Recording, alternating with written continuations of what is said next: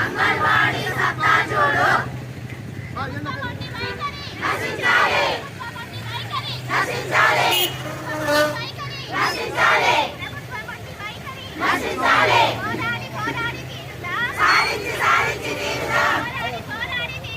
సాధించి సాధించి తీరుదా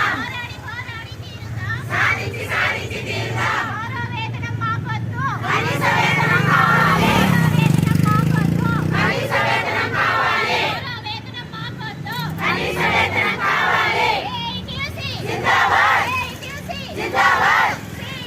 down down down down తగ్గించాలి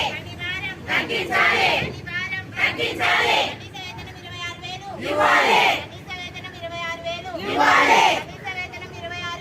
ఇవ్వాలి మాట చెప్పాడు జగనన్న మాట చెప్పాడు జగనన్న మాట చెప్పాడు జగనన్న మాట చెప్పాడు జగనన్న మాట చెప్పాడు Jagananna down down down down down down జిందాబాద్ జిందాబాద్ జిందాబాద్ అక్క ఈ లైన్ వెనకాలని అంగన్వాడీ సత్తా చూడు